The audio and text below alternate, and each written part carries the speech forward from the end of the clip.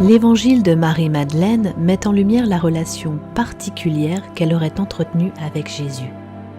En effet, ce dernier lui aurait transmis un enseignement beaucoup plus profond et abouti, ce qui ne manqua pas de susciter la jalousie des autres apôtres. Cette connaissance compose ce que l'on appelle le gnosticisme. Découvert en Égypte à la fin du XIXe siècle, l'évangile de Marie est le premier des 4 textes du Codex de Berlin et est considéré comme un évangile apocryphe, c'est-à-dire non reconnu par le Vatican, par opposition aux 4 évangiles synoptiques de Matthieu, Marc, Luc et Jean. Voici le texte. Les pages 1 à 6 n'ont pas été retrouvées. Page 7 de l'Évangile. Qu'est-ce que la matière ? La matière sera-t-elle donc détruite ou non ? Le Maître répondit : toute nature, toute créature, toute création sont liées les unes aux autres.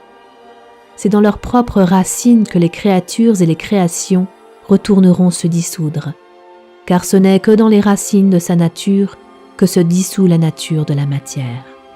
Que celui qui a des oreilles pour entendre, entende. Pierre lui dit : puisque tu nous as expliqué toutes choses, dis-nous encore ceci. Qu'est-ce que le péché du monde ? Le Maître dit : il n'y a pas de péché. Mais c'est vous qui faites exister le péché lorsque vous agissez en conformité avec la nature de l'adultère que l'on nomme le péché. Voilà pourquoi le bien est venu parmi vous. Il a participé aux éléments de votre nature afin de l'unir de nouveau à ses racines. Il continua et dit : voici pourquoi vous êtes malade et pourquoi vous mourrez. C'est la conséquence de vos actes. Vous faites ce qui vous éloigne. Comprenne qui pourra. Page 8. L'attachement à la matière engendre une passion contre nature. Le trouble naît. Soyez en harmonie. Si vous êtes déréglé, inspirez-vous des représentations de votre vraie nature. Que celui qui a des oreilles pour entendre, entende. Après avoir dit cela, le bienheureux les salua tous en disant : paix à vous, que ma paix naisse et s'accomplisse en vous. Veillez à ce que personne ne vous égare en disant : le voici, le voilà, car c'est à l'intérieur de vous qu'est le Fils de l'homme. Allez à lui. Ceux qui le cherchent le trouvent. En marche, annoncez l'évangile du royaume.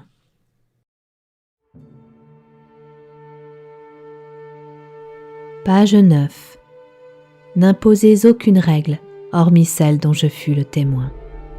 N'ajoutez pas de lois à celles de celui qui a fait les lois, afin de ne pas en devenir les esclaves. Ayant dit cela, il partit. Les disciples étaient dans la peine. Ils versèrent bien des larmes, disant : comment se rendre chez les païens et annoncer l'évangile du royaume du Fils de l'homme ? Ils ne l'ont pas épargné. Comment nous épargnerait-il ? Alors Marie se leva, elle les embrassa tous et dit à ses frères : ne soyez pas dans la peine et le doute, car sa grâce vous accompagnera et vous protégera. Louons plutôt sa grandeur, car il nous a préparés. Il nous appelle à devenir pleinement des êtres humains. Par ces paroles, Marie tourna leur cœur vers le bien. Ils s'éclairèrent aux paroles du Maître. Page 10. Alors je lui dis : Seigneur, dans l'instant, celui qui contemple ton apparition, est-ce par l'âme qu'il voit ou par l'esprit ? Le Maître répondit : ni par l'âme, ni par l'esprit. Mais l'intellect étant entre les deux, c'est lui qui voit et c'est lui qui... Partie manquante.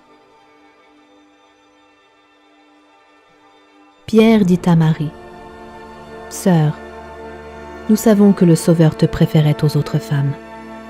Rapporte-nous les paroles du Sauveur que tu as en mémoire, celles que tu connais mais nous pas, et que nous n'avons pas entendues. » Marie répondit et dit : « Ce qui vous est caché, je vais vous l'annoncer. » Et elle se mit à leur tenir ces propos.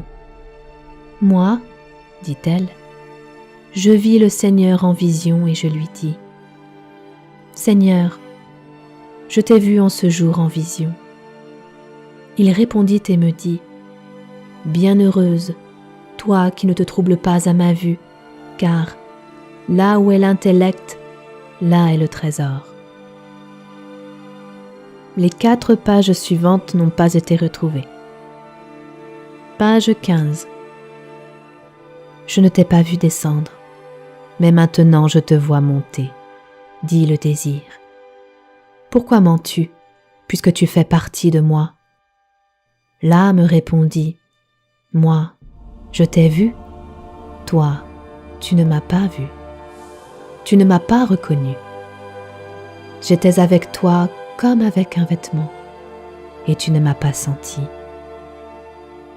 Ayant dit cela, elle s'en alla toute joyeuse, puis se présenta à elle la 3e atmosphère, appelée ignorance.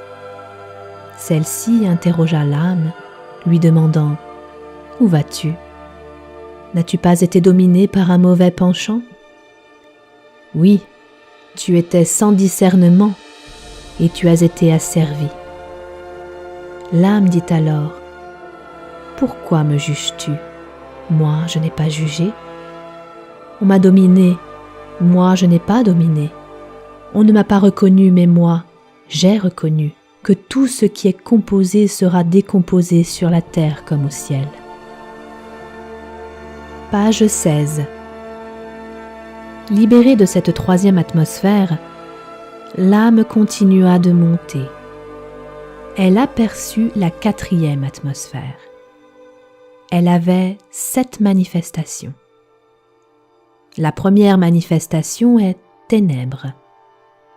La seconde, désir.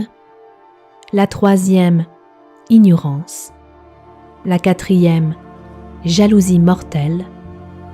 La 5e, emprise charnelle. La 6e, sagesse ivre. La 7e, sagesse rusée. Telles sont les 7 manifestations de la colère qui opprime l'âme de question. D'où viens-tu, homicide ? Où vas-tu, vagabonde ? L'âme répondit : Celui qui m'opprimait a été mis à mort. Celui qui m'étreignait n'est plus. Mon désir alors s'est apaisé, et je fus délivré de mon ignorance. Page 17. Je vais au silence. Après avoir dit cela, Marie se tut. C'est ainsi que le maître s'entretenait avec elle. André prit alors la parole et s'adressa à ses frères. « Dites, que pensez-vous de ce qu'elle vient de raconter ? Pour ma part, je ne crois pas que le maître ait parlé ainsi. Ses pensées diffèrent de celles que nous avons connues. » Pierre ajouta : « Est-il possible que le maître se soit entretenu ainsi avec une femme sur des secrets que nous ignorons ? Devons-nous changer nos habitudes ? Écouter tous cette femme ? L'a-t-il vraiment choisie et préférée à nous ? » Page 18. Alors Marie pleura. Elle dit à Pierre : « Mon frère Pierre, qu'as-tu dans la tête ? Crois-tu que c'est toute seule, dans mon imagination, que j'ai inventé cette vision ? Ou qu'à propos de notre maître, je dise des mensonges ? » Lévi prit la parole. « Pierre, tu as toujours été un emporté.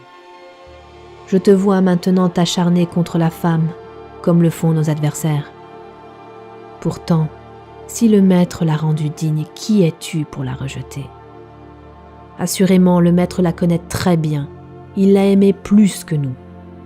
Ayons donc du repentir et devenons l'être humain dans son intégrité. Laissons-le prendre racine en nous et croître comme il l'a demandé. Partons annoncer l'Évangile sans chercher à établir d'autres règles et d'autres lois en dehors de celles dont il fut le témoin. Page 19. Dès que Lévi eut prononcé ces mots, ils se mirent en route pour annoncer l'Évangile.